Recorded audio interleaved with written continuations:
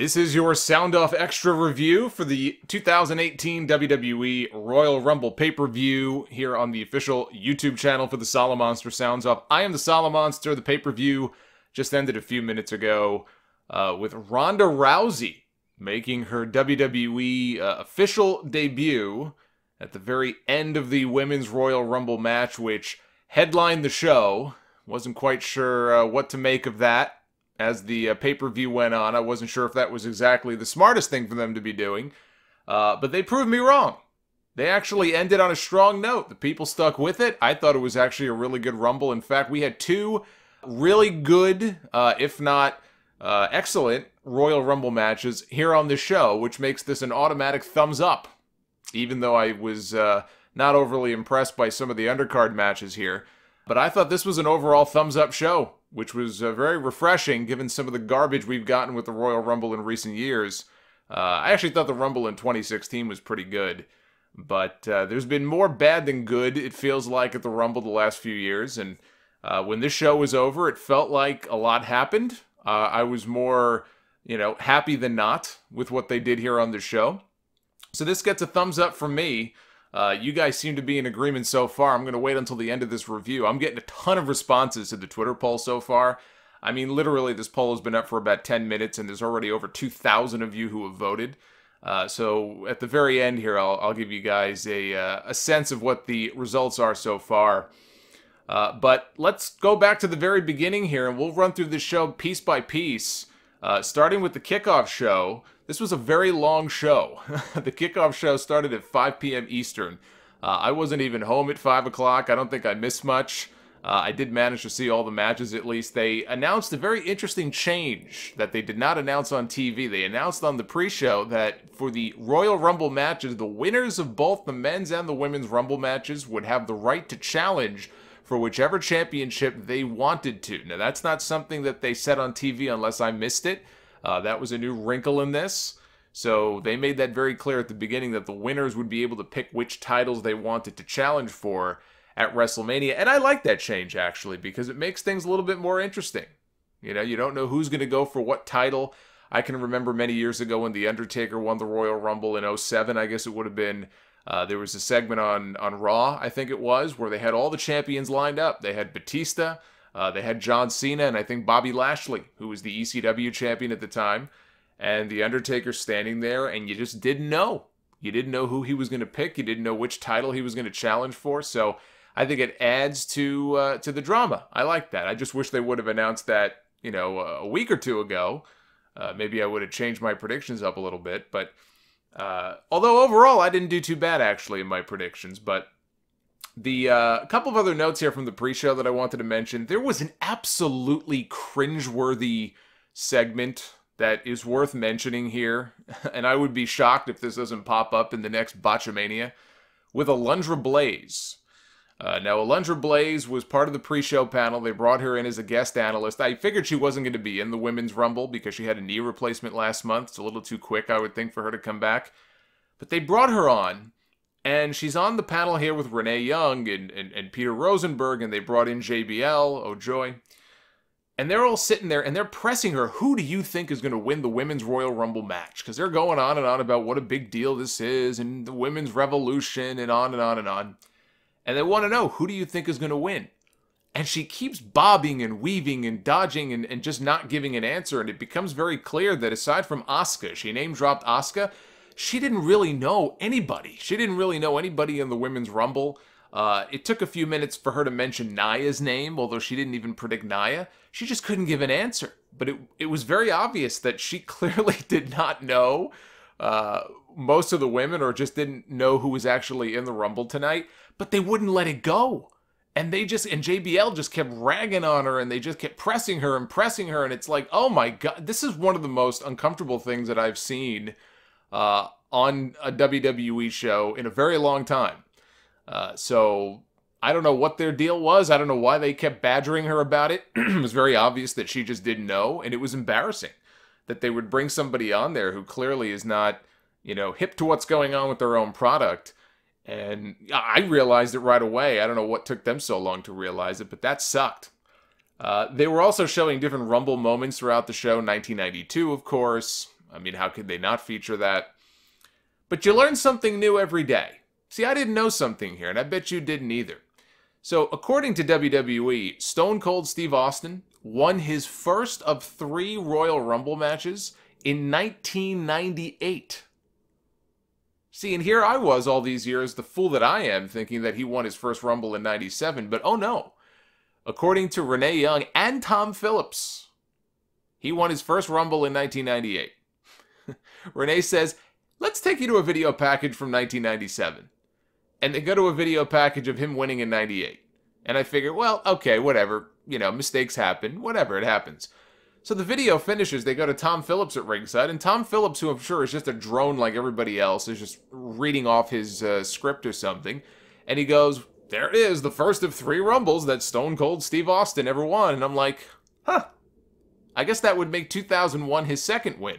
I would love to know what the third win was. Did he win some mystery Rumble I'm not aware of here? Apparently 1997 doesn't count.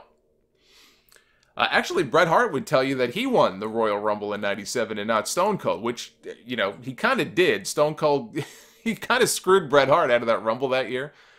Not the only time Bret would be screwed in 97. And just one more note here. So they were also showing highlights from the 2008 Rumble, and they had a video package, and John Cena was saying, you know, I tore my pec only a few months before the Rumble, and normally that's a 9-month recovery from that injury, but he said, I made extreme gains very fast, and I was able to recover in 4. And I'm just thinking to myself, he did make extreme gains very fast. I would love to know how. He didn't really specify what he did to make those extreme gains. Extreme gains very fast. You don't say. You don't say. First match on the pre-show was Kalisto, Lince Dorado, and Grand Metalik beating Drew Gulak, TJP, and Jack Gallagher. Pretty basic stuff, I think, given who was involved. It was actually kind of disappointing, especially coming off that really good match with Cedric Alexander and Mustafa Ali last Tuesday. TJP tagged himself in while Gulak was in, and ended up on the receiving end of a Salida del Sol from Kalisto and was pinned. We had the Revival, as expected, got their win back from Raw 25 over Anderson and Gallows. Gallows got knocked out of the ring. Anderson was in the corner going after Dawson, who was up on the top rope. All of a sudden, Dash Wilder comes up from behind out of nowhere, a vicious chop block to the knee, and he folded up Anderson for the pin. So I thought this was okay. I thought this was actually good for the time that it lasted. And then we had Bobby Roode, the open challenge for the United States Championship.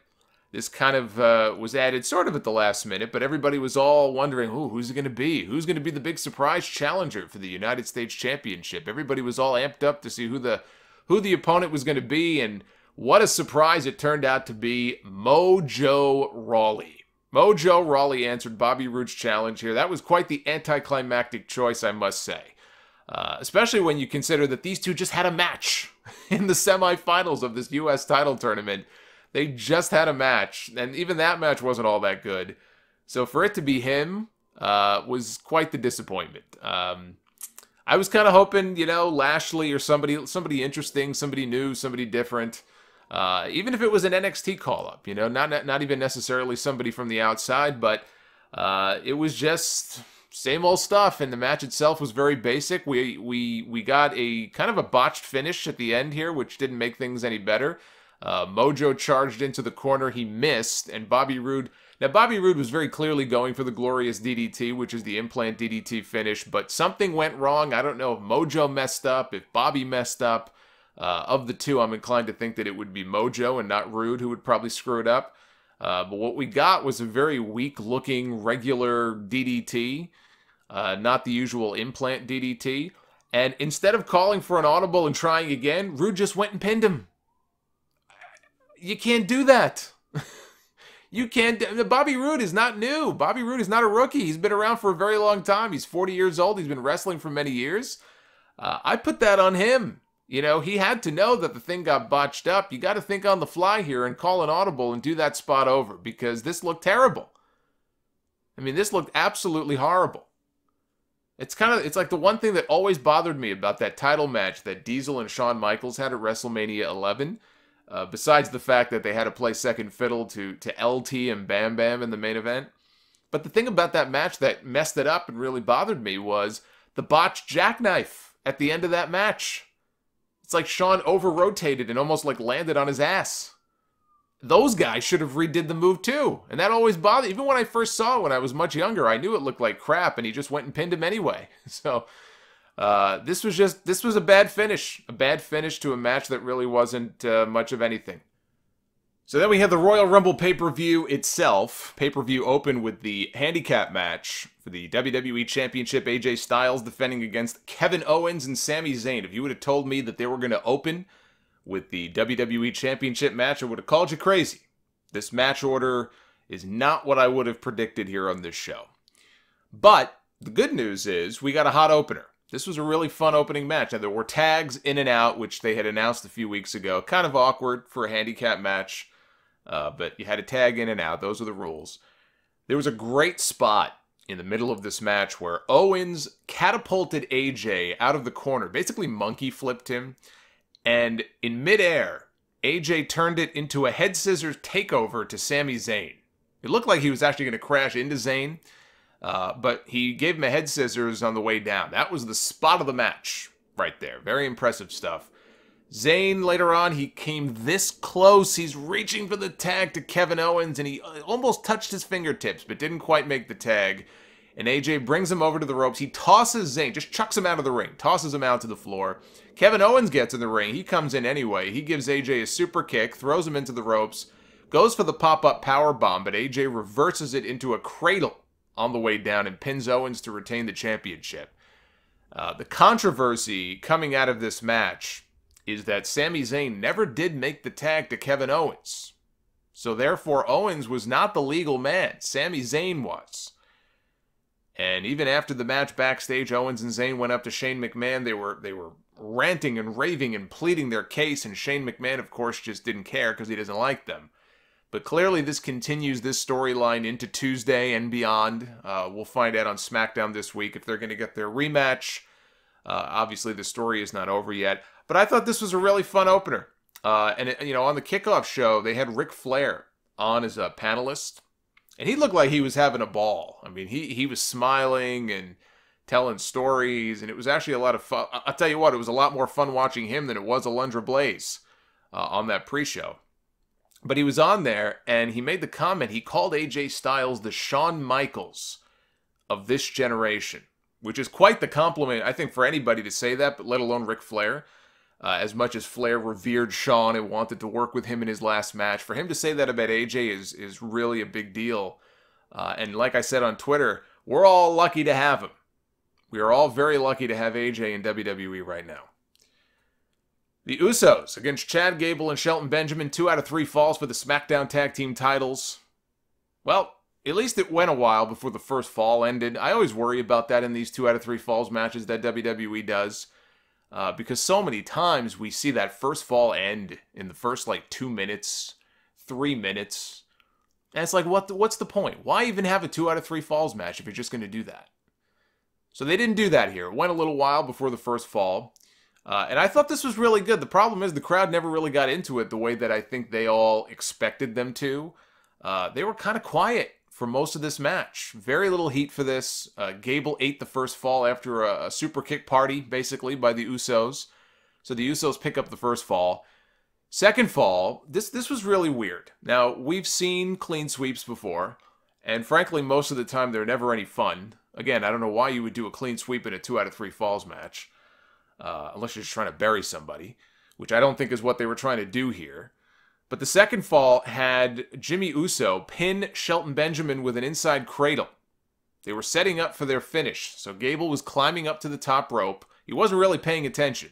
So as he's climbing up to the top and Benjamin is kind of setting Jimmy up for, I guess, the power bomb, again, inside cradle, and he gets the pin. And Gable's just sitting up there like a moron, doesn't realize what just happened.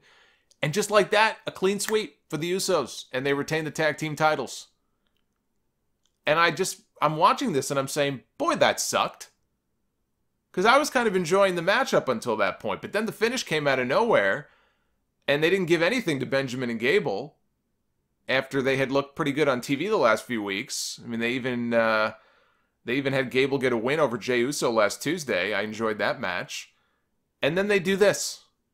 And to me, the only thing that makes sense coming out of this, and I'll give this a pass if this happens, but I'm skeptical that this is where this is leading, if Gable blames Benjamin for the loss and on Tuesday he turns on him. And we finally get a singles run on SmackDown for Chad Gable. It is possible. I mean, I always figured they put Benjamin with him. I mean, not just to give Gable something to do, but, you know, Benjamin's one of these guys they brought back. I don't think they had any expectations for him to be like a big player.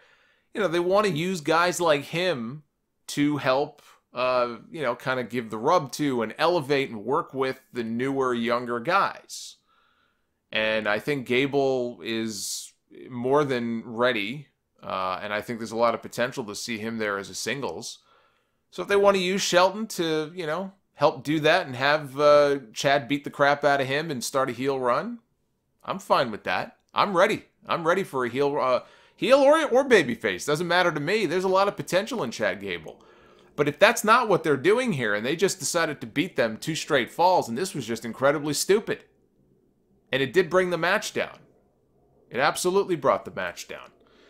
We had the 30-man Royal Rumble match. The men's 30 Rumble match here in the middle of the show, no less. First time the Rumble has ever mid-carded the Royal Rumble pay-per-view. We've seen Rumbles before where the Rumble goes on second to last, which I don't like.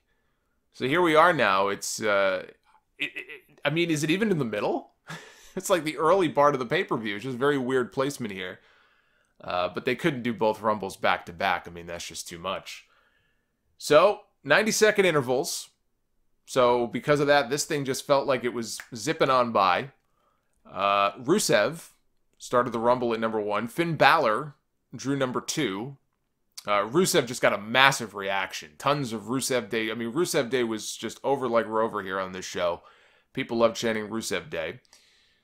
Rhino was number 3. Baron Corbin entered at number 4. He dumped out Rhino pretty quickly. And then Baron Corbin was immediately dumped out by Finn Balor. Baron Corbin, it's such a weird thing with him because, I don't know. I mean, he wins Money in the Bank last year. And when it comes time for him to cash in Money in the Bank, he looks like a goober. He gets pinned in like 5 seconds, right? So it's like, oh boy, what a moron this guy is. Goes to SummerSlam, gets jobbed out to John Cena. And now you don't know what they're doing with this guy. Then he wins the United States Championship. So it's like, oh, okay, well, all right, they put the U.S. title on him. And then they do stuff like this, where he comes in and immediately gets dumped out of the Rumble. So, of course, he pitched a shit fit. He drags Balor out of the ring. He lays him out. I think he laid out Rusev with the End of Days on the floor. So, I mean, he beat up a whole bunch of guys, but hey, didn't do him any favors getting dumped out that quickly. Heath Slater came out number 5. Corbin on his way out clotheslined him, left him laying. And poor Heath Slater, I mean, he kept getting... Every time somebody new would come out, they would just beat on him. It took a while for him to finally get back into... or to even get into the ring the first time. So, Elias was out next, number 6. He was playing his guitar on the way to the ring. Now, I had number 7. If you listen to the Full Sound Off podcast, you guys know in our Royal Rumble pool on Facebook, I drew number 7. So I was rooting for number 7. I didn't know who it was going to be. And number 7 this year on the Rumble turned out to be the NXT champion, Andrade Cien Almas, who just had the greatest match in NXT history the night before against Johnny Gargano. And he actually lasted quite a while. I think he ended up lasting about half an hour here in this match. But I knew at that point I was not winning the Royal Rumble pool this year. And in fact, I did not. Bray Wyatt was out next at number 8. Big E was number 9. Ty Dillinger drew number 10 for the 2nd straight year, which is amazing, right? Given how these are supposed to be random draws and all. But Dillinger never made it out. They cut backstage. He was being beaten down by Kevin Owens and Sami Zayn. And Owens was going to go out there and take his spot. And Sami was like, no. I'll go out there and take his spot. And so Sami Zayn ended up in the Royal Rumble as number 10. Sheamus was number 11. He was immediately sent out by Heath Slater. On his birthday, no less. Michael Cole wouldn't shut up about it. It's his birthday. It's his birthday. Who cares? But he got dumped out. And then Slater was promptly dumped out by Bray Wyatt. We had Xavier Woods at number 12. Apollo Crews at number 13. Shinsuke Nakamura entered the Royal Rumble at number 14. And he eliminated Sami Zayn. We had Cesaro at number 15. 16 was Kofi Kingston. 17 was Jinder Mahal. Seth Rollins, channeling the spirit of Bam Bam Bigelow with the flames on his new tights. He entered at number 18. Now, Jinder Mahal, who had eliminated Big E already. He had eliminated Xavier Woods. Apparently, Jinder Mahal is no fan of the New Day, because he got rid of both of them. So he goes to eliminate Kofi Kingston. Or so we thought. Kofi gets dumped out, but he lands with 1 foot on Xavier's chest, because Xavier was still laying outside the ring. And so 1 foot hits the floor, the other foot is on Xavier's chest. He's still in, right? You're still officially in the Rumble until both feet hit the floor. All of a sudden, Big E slides a plate of pancakes under Kofi's foot. So now he's using the pancakes as like a base. Okay? Jinder sees all of this in the ring. He's just mortified. He will not let Kofi back inside. Kofi's trying to climb back in. He won't let him in. So they're trying to figure out what to do here. And they come up with a plan. Xavier and Big E, they put their hands out. They're going to give Kofi a boost. They wanted to put their foot on their hands. They're going to give him a boost into the ring. And holy shit, did he get some height on this boost. They propelled this guy a good, 15 feet, it looked like, into the air. Over Jinder. He sailed over Jinder and landed on his feet in the middle of the ring. And in the annals of all of the Kofi Kingston attempts to get back into the ring, because we've seen this, it's become a Rumble tradition at this point, at some point he's got to win. Like 1 year, they should just throw the guy a bone and have Kofi get the shock win in the Rumble. But this was one of the more impressive feats because of the height, just because of the height that he got. I did not see that coming. So he lands in the ring. Kofi gives Jinder a kick. He knocks Jinder out of the ring. I mean, just for that alone, I would give him the win. And then Andrade Cien Almas hits Kofi with his hammerlock DDT, and after all that effort, he just tosses him out, and Kofi is gone. Woken Matt Hardy entered at number 19. He and Bray Wyatt actually were working together a little bit, attacking people. They eliminated Rusev. Rusev lasted over half an hour. People were very upset when he got eliminated. And then, of course, Matt and Bray end up eliminating each other. John Cena entered at number 20. He was beloved in Philly. And by beloved, I mean they chanted that John Cena sucks. Everybody in the ring, this was actually kind of funny. Everybody in the ring immediately ganged up on John when he came in, because why wouldn't they? If they want to win, right, that's what you got to do. They know that. They're not stupid. Cena then eliminated Elias, so much for doing something with them in the Rumble. That was kind of stupid. Number 21 was Hurricane Helms. Came face-to-face with John Cena. Cena immediately dumped him. Again, very stupid. Aiden English was number 22. Adam Cole was number 23. Ribs all taped up. How this man is even walking after what he did to himself at TakeOver the night before, especially that chair spot, I'll never know. He's lucky he can even stand upright. Randy Orton was number 24. Hit an RKO on Andrade. Dumped him out of the ring. Nearly 30 minutes for the NXT champion. That's not a bad run. Titus O'Neil was number 25. I hate that. I just, when they waste spots on guys like that, especially that late in the match, I just hate that. The Miz was number 26. That'd be like Virgil back in the day coming out at like number 28. Like, come on, you know? So Miz was number 26. Rey Mysterio was one of the big surprises in the Rumble match, if not the biggest. He came out at number 27. He actually looked to be in tremendous shape. I don't know if it was the tan. I don't know what it was. He looked like he was in great shape. And kind of a bit of redemption for him, because I think now correct me if I'm wrong, somebody will, I'm sure, but the last time I remember him being in the Rumble was probably 2014. Maybe he was there 2015 also, but I remember him in 2014 coming out at number 30 and everybody shitting all over him because he wasn't Daniel Bryan. And it wasn't Ray's fault, but he took the brunt of it. And I always felt bad for him because he didn't do anything. It wasn't his fault. So here he came out, he got a great reaction. It was a nice little bit of redemption for him here in this match. And as far as from what I understand, from what I read anyway, at this point, this was just meant to be a one-off. So it's not like he's back. He may end up being back, but for now, this was just meant to be a one-time appearance. He did eliminate Adam Cole.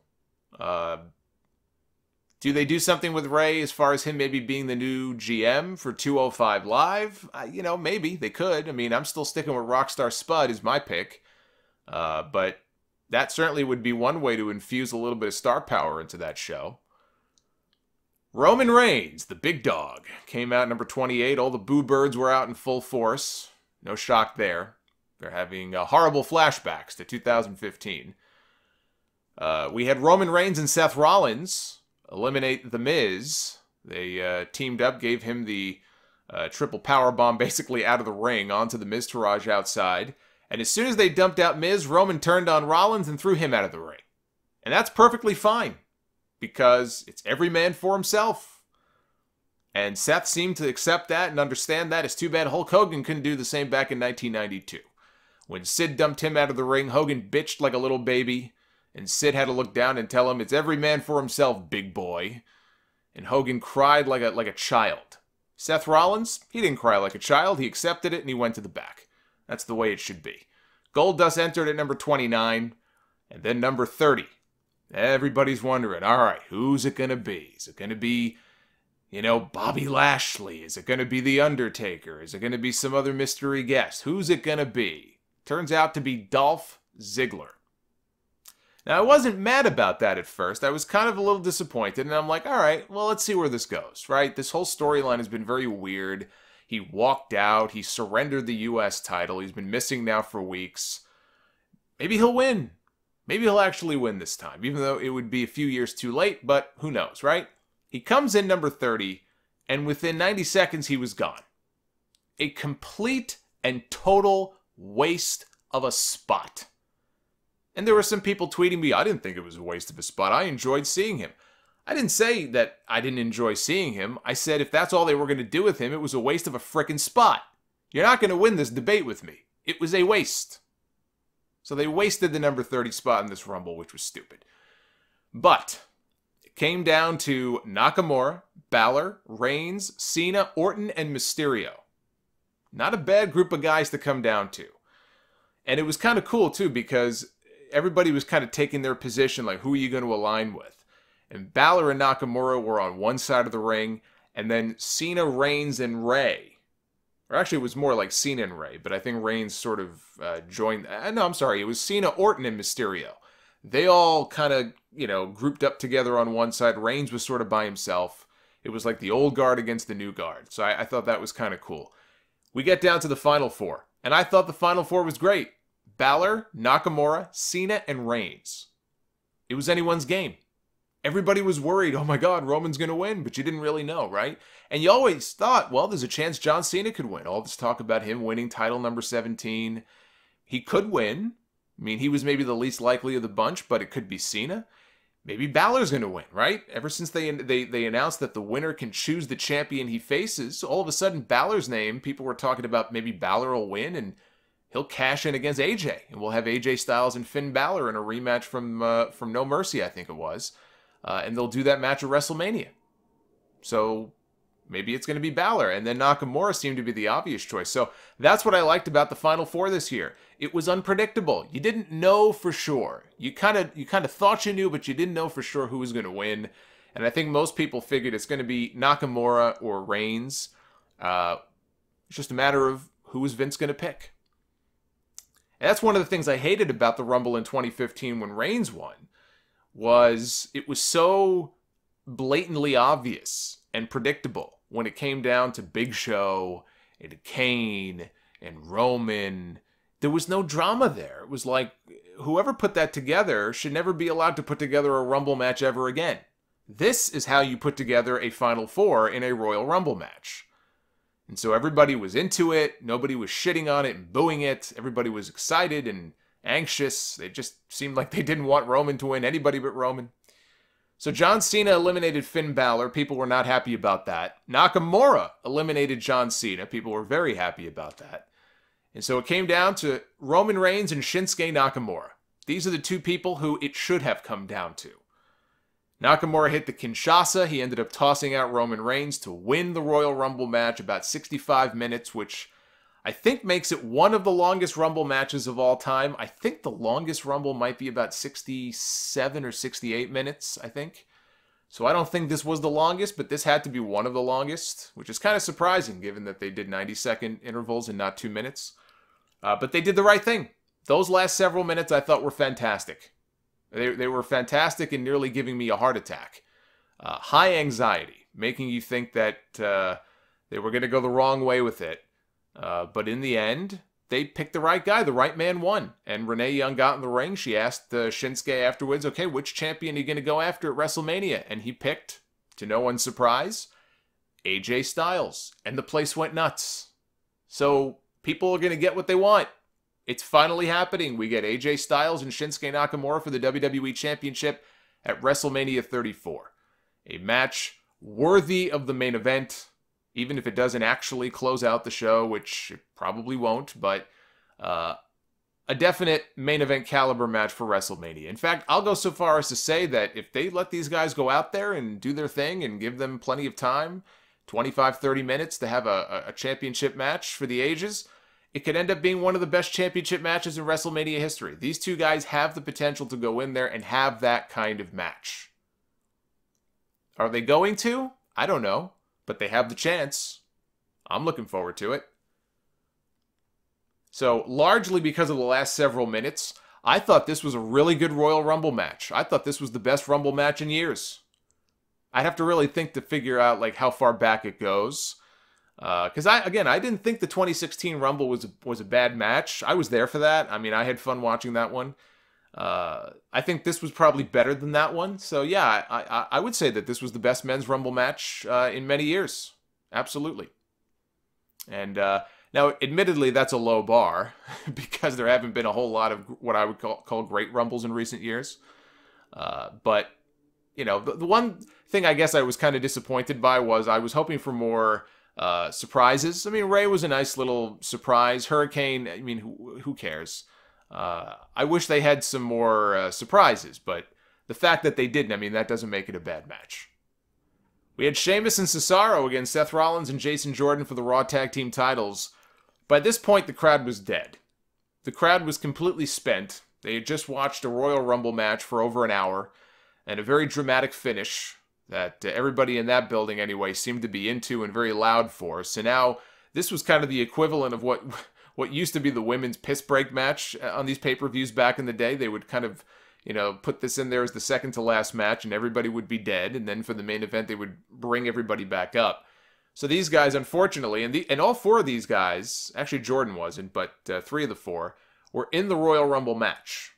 So now they're pulling double duty here. People already saw them. They already made their entrances. This was the second go-around for them.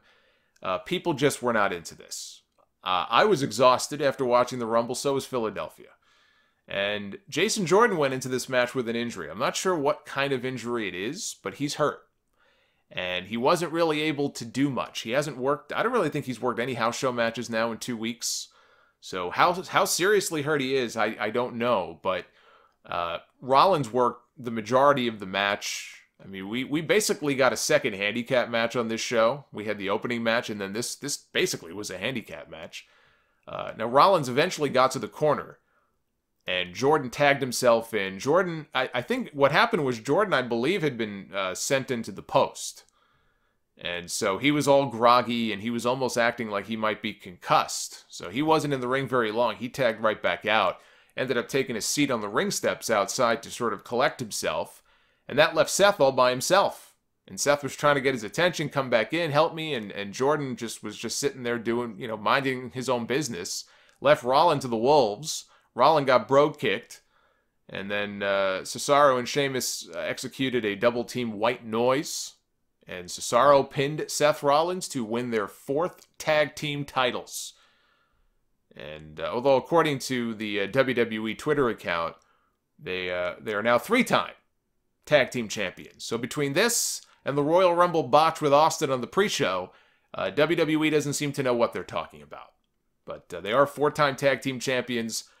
This was not a good match, although I think it just really suffered because it came after the men's Rumble match. If this match, you know, had people behind it and had a lot of energy behind it and was in a different spot on the show, it probably would have been a lot better. But the fact that Jordan didn't really do anything, And Jordan's pretty good. I mean, when Jordan gets going with the suplexes and all that, he's actually pretty good. So you take him out of the match, you take the crowd out of the match. We already saw these guys. This was not good. This was very disappointing. Speaking of disappointing, and I know some people are going to disagree with me on this, but I don't care. Everybody's entitled to their opinion. I did not like this match. This was Brock Lesnar, Braun Strowman, and Kane. Triple threat match for the Universal Championship. Strowman was a wild beast from the start of this match. He gave Brock a very stiff knee to the temple that seemed to connect a little bit more than he should have. And I think Brock cussed him out because they muted the audio for a few seconds. Brock looked like he was cursing him out, and he gave him a receipt. He retaliated with a right hand to the side of the head. So these guys were beating the hell out of each other. Now, the way this went was, there's no disqualifications in a triple threat match. So you can bring in chairs and tables and all sorts of weapons, which is what they did. They brought in chairs. Tables got involved. Guys went through tables, the announce tables outside the ring. Lesnar was, doling out the German suplexes and doling out the F5s, which didn't look particularly impressive, especially when he would hit it on Kane. So there were a lot of broken tables, guys going through like the announce tables outside the ring. Braun had Brock back in the ring, gave him 2 power slams. I was going to say running power slams, but he didn't run. I mean, I guess with all the debris, there was no room to run. He just sort of picked him up and gave him 2 power slams. And seemingly had the match won. Kane broke it up. He hit Braun with a chair. And Brock ended up throwing Kane into Braun. And he hit an F5 on Kane and got the pin, which was not a shock at all because I think most people predicted that Kane was only in this match for one reason. And that was to eat the pin so that they could protect Braun and Braun didn't have to take the fall. And that's exactly what happened. And when the match was over, Braun was pissed off. He's yelling at Brock from the aisleway, "You didn't beat me, you didn't beat me." And that was it. Now, it did what it was supposed to do, which was to protect Braun and have Kane eat the fall. And that's exactly what happened. But this was nothing special at all. I know some of you enjoyed the Crash TV aspect of it, a bunch of broken tables. Who cares? This was disappointing. This was certainly a far cry from the last time we saw Brock in a 3-way at the Royal Rumble, which was 3 years ago. That was one of the best matches all year. This wasn't even the best match of the night. So maybe our expectations were different, but I wasn't impressed by any of this at all. And actually, some of the stuff was sloppy. There was one point where I think Kane shoved Braun into a table that was kind of stacked up in the corner, and it was just very awkward, and Braun almost like ran himself into the table, and Cole had a cover for it. He's like, well, Braun saw it coming. I'm like, no shit, he saw it coming. He ran into it. I don't know, just not good. Not good. But again, they protected Braun, which was the goal, and all the rumors now that he may transition into a feud with Miz for the Intercontinental title heading into WrestleMania, which I talked about on the podcast this weekend. I'm okay with that. I actually think it's a good idea. And on the show, I go into why. I'm not going to rehash it here. But this was a letdown. They closed the show out with the first ever 30-woman Royal Rumble match. Maria Menounos was there as the guest ring announcer to introduce Stephanie McMahon as the guest commentator. And the Raw and SmackDown Women's Champions, Alexa Bliss and Charlotte, were also at ringside. They were sitting there watching the match. Michael Cole, almost immediately on commentary, talking about how Stephanie is a trailblazer for the women's revolution. And as somebody tweeted me, gag me with a spoon. I will say this, though. Stephanie, when this was over, I was actually shocked that Stephanie did not get involved in the match. I thought for sure she's going to be part of the match. She's going to pull a Jerry Lawler. The buzzer is going to go off. Number 29, number 30. She's going to rise and get in the ring. And she didn't. And even on commentary, I wouldn't call her great, but she wasn't offensive. She wasn't cringeworthy. Believe me, I've heard worse commentary before on WWE shows. She was inoffensive to me, so that was actually a relief. Sasha Banks drew number 1 in the Royal Rumble match. Becky Lynch was number 2. The two of them had a great match back in the day at one of the NXT TakeOver shows. It's been a while since I've seen the two of them in the ring together, so they opened the show, or the match here, I should say. Sarah Logan of the Riot Squad drew number 3. We had Mandy Rose of Absolution coming out at number 4. Lita was number 5, the first big surprise of the women's match. And that goes, you know, I thought that might be the case. I was talking when I was doing the Royal Rumble predictions. I said, you know, she was very conspicuous by her absence at Raw 25 last week. You know, in Brooklyn when they trotted out all the women, and Trish Stratus was there, and Michelle McCool was there, and there was no Lita. Even though she was on the commemorative chairs, she was part of the artwork and everything else. It was very odd, and she even said on social media she wasn't even invited. And it was very weird. And I thought, well, maybe the only explanation I could come up with is maybe they just wanted to save her as a surprise for the Royal Rumble match. And that's exactly what they did. So she came out, got a great reaction, and she seemed to be blown away by it. Kairi Sane from NXT was number 6. And I think they even brought back her original music. I'm pretty sure the music she came out to was the original music that she used in the Mae Young Classic, which I love that music, and I hate that new music they gave her. So I'm pretty sure that was the old music, but she was able to hit the elbow, the big elbow smash off the top. She hit the elbow on Sasha. She hit the elbow on Becky. So that was very cool to see. Tamina was in at number 7 to ruin the mood. Lita hit a double moonsault to Sasha and Becky, who were lined up next to one another. She got a "You Still Got It" chant. I'm just watching this thinking this woman almost killed herself doing this moonsault. She almost undershot it and like landed on her neck. I was like, oh my God, that was almost a disaster. So yeah, she hit it, but yikes.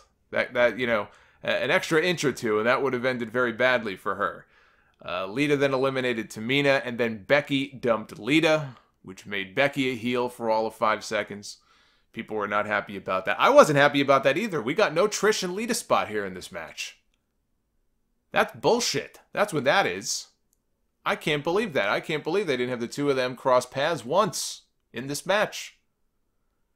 We had Dana Brooke out at number 8. She eliminated Kairi Sane. Dana Brooke eliminated Kairi Sane. I don't even want to live on this planet anymore. Be Still My Heart. Tori Wilson was out at number 9. Looking tremendous, actually.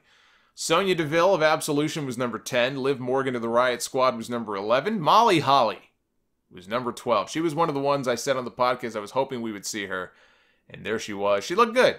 She looked, in terms of the moves and everything else, you know, she did pretty good. She even hit the Molly go-round cannonball off the top onto Sasha. Lana was number 13. Loud chants of Rusev Day when she came out.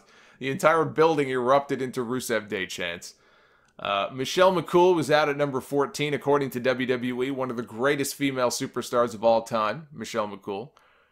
She came out to chants of Undertaker.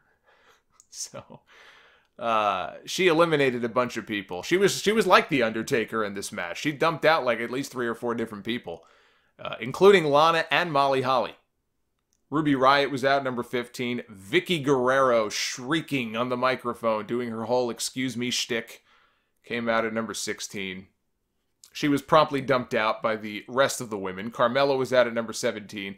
As Vicky was leaving, she grabbed the Money in the Bank briefcase and just flattened Carmella with it, left her laying. Natalya was number 18. Kelly was number 19. Naomi entered at number 20. Jacqueline was number 21.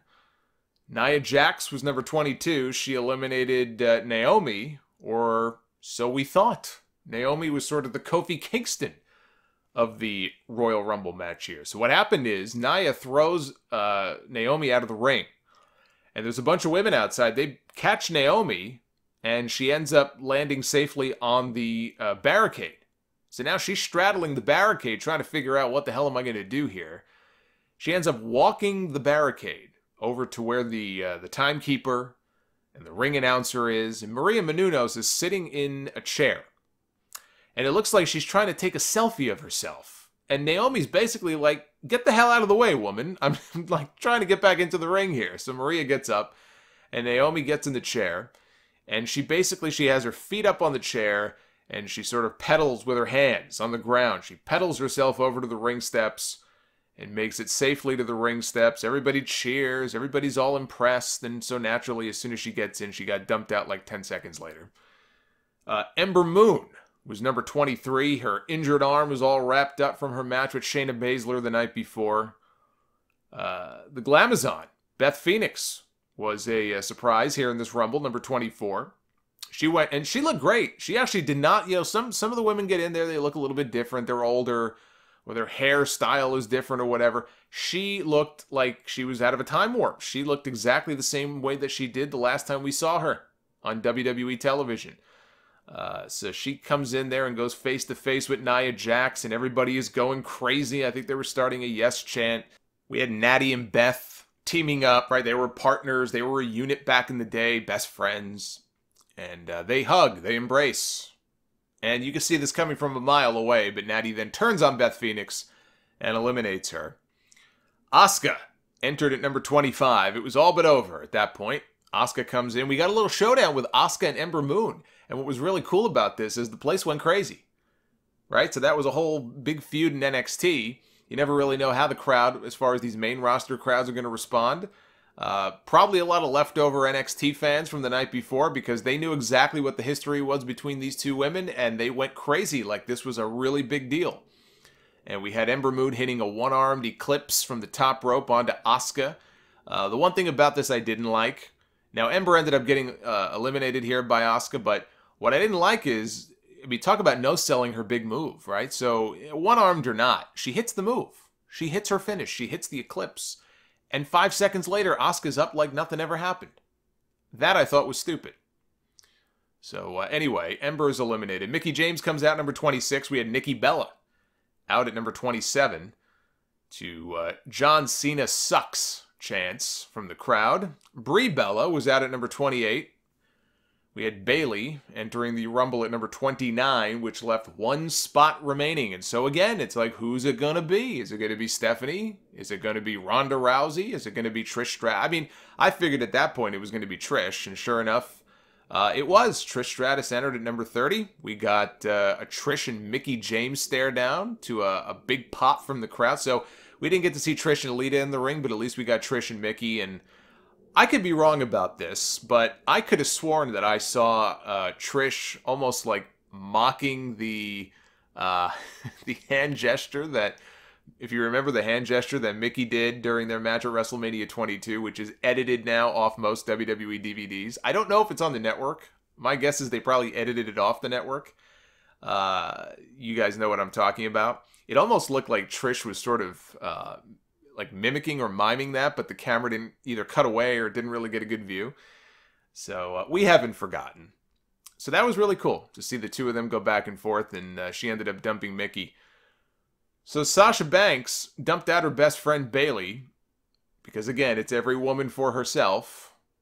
We got a glimpse of the old boss, the old Sasha Banks here from NXT, the heel, Sasha Banks.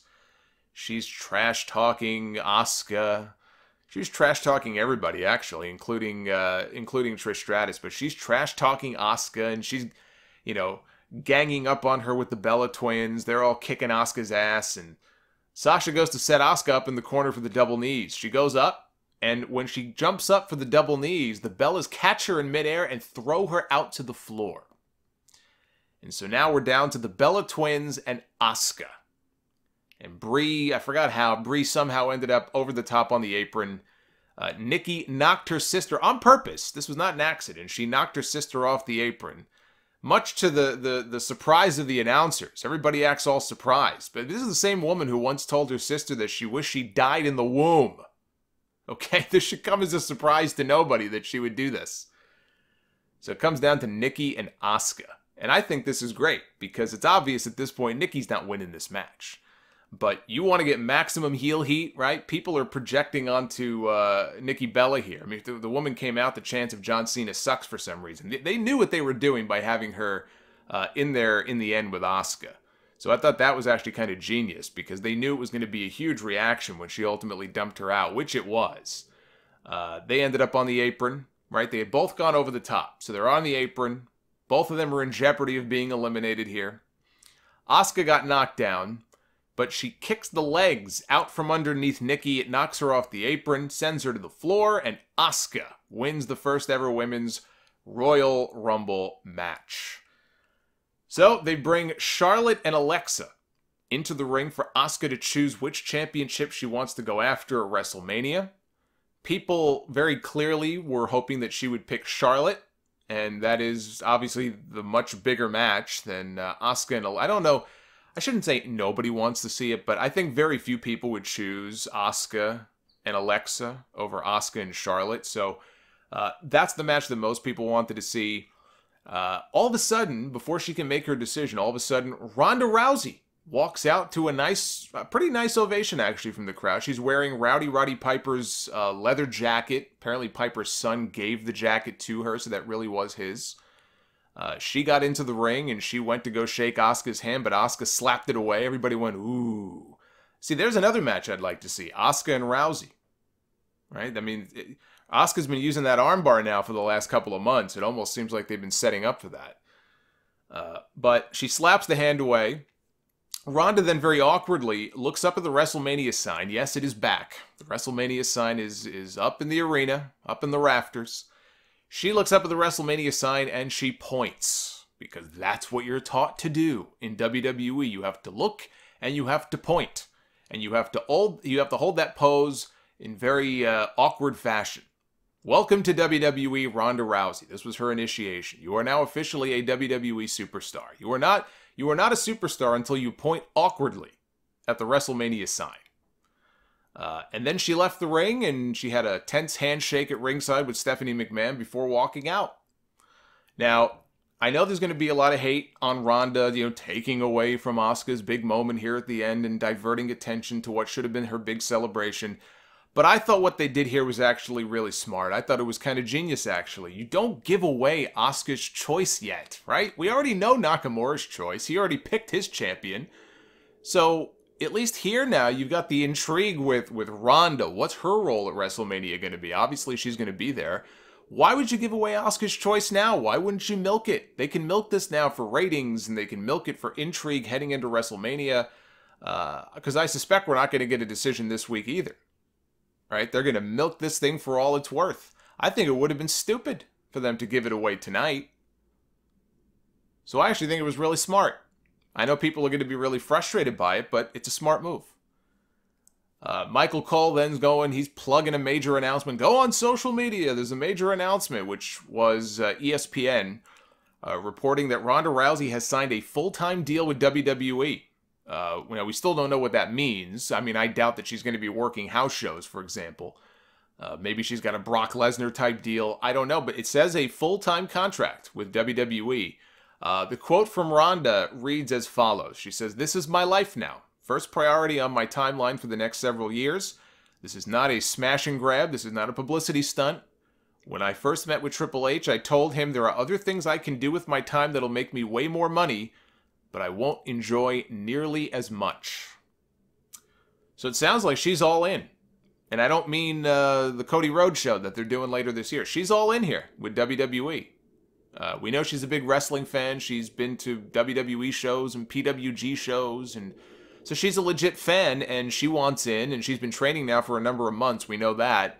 Her friend Shayna Baszler now is in the mix down in NXT, so she's in the mix too now. What her role is going to be at WrestleMania, I don't know. Obviously, she's going to be wrestling. I don't think it's a Mike Tyson situation where she's going to be a referee. But it doesn't look like we're having like a horsewomen tag team match, which was rumored at one point. Shane is kind of doing her own thing down in NXT. So if it's a singles match, is it a tag team match? I don't know. That's part of the intrigue. Maybe it's a multi-woman match. Maybe they do a fatal four-way. Maybe we get Charlotte and Alexa and Asuka and Ronda Rousey, because maybe that's the way that you use her. Maybe you want to hide her weaknesses by putting her in a multi-women match so she's not sort of exposed in a singles match. I don't know how good she is. I haven't seen her wrestle a match yet. Nobody has. But she's a big name. And you could say that she's past her prime. She lost her last couple of fights. She didn't look good. Ronda Rousey is still a major name. It's already plastered all over the place, even in just the last half hour. ESPN and all these other sports websites. So WWE is getting exactly what they wanted out of this. Believe me, they're going to get their money's worth. They're going to be able to plug her. Being at WrestleMania, it's going to be a big deal. That was the whole point of this. But I thought, the way they left things, where you don't know which champion Asuka is going to go after, I think that was the smart move to make. We don't know what champion she's going after. We don't know what Ronda's role is going to be. But I'm interested to see how it plays out. There's a lot of different scenarios, a lot of different ways this could go. I still think that ultimately it'll be Asuka and Charlotte. She'll pick Charlotte and go for that championship, and then that'll leave Ronda to do something else, but we'll see. We'll see. As far as the Rumble match itself, I thought it was really good. I think the men's Rumble overall was better. We had more surprises. I'll tell you that much. The surprises in the women's Rumble were a hell of a lot better than the surprises in the men's match. The women's match went about 60 minutes. They both went the full hour and then some. So they were long matches, but they didn't feel too long. They moved along at a pretty brisk pace. I thought that this was a show that was carried by the weight of both Rumble matches. The undercard was really the weakness here. The opener was fun, but aside from that, the undercard was kind of disappointing. This was a show that was carried by the two Royal Rumble matches, and I thought both of them were really, really good. So overall, like I said earlier, thumbs up. And let's check the poll results here, see what you guys think. Poll's only been up for maybe not even an hour. 3,300 votes so far. That's a lot of votes in a short period of time. 3,300 votes. 92% thumbs up, 8% thumbs down. Wow. That's almost NXT levels right there. I mean, you guys gave that NXT show last night a resounding thumbs up. And it looks like the Royal Rumble may actually be competing with the overall score that you guys gave NXT TakeOver. I think TakeOver got 96% thumbs up, and right now this show is running at 92. That's pretty damn good.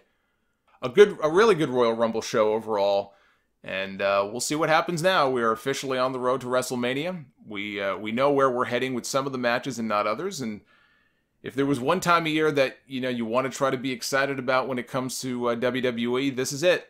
So I hope they have some good things planned for Mania, because I'll be there. I'm looking forward to going to New Orleans, but I also want to make sure we get a good WrestleMania. So we'll see where they go. We still have the Elimination Chamber coming up next month. I think there's a SmackDown event. I think Fastlane in March, I believe. So we still have a couple more big shows between now and then. If you like this video, if you'd be so kind to give it a thumbs up, I would appreciate that. Leave your comments. I want to hear from you guys in the comments section. What did you think of the show? Am I way off the mark here? What did you think of the Ronda Rousey thing? What did you think of the two Rumble matches? Am I completely out of my mind? Do you agree with me? You could leave your feedback in the comments section below.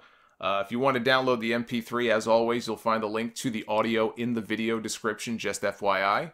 I'll be back very soon with a brand new extra here on the YouTube channel. You can check out the full Sound Off podcasts on thesolomonster.com, iTunes, Stitcher, and all popular podcast platforms. So thank you, as always, for the support. Be well, stay safe. I'll see you back here again real soon for more content right here on YouTube. Take care, guys.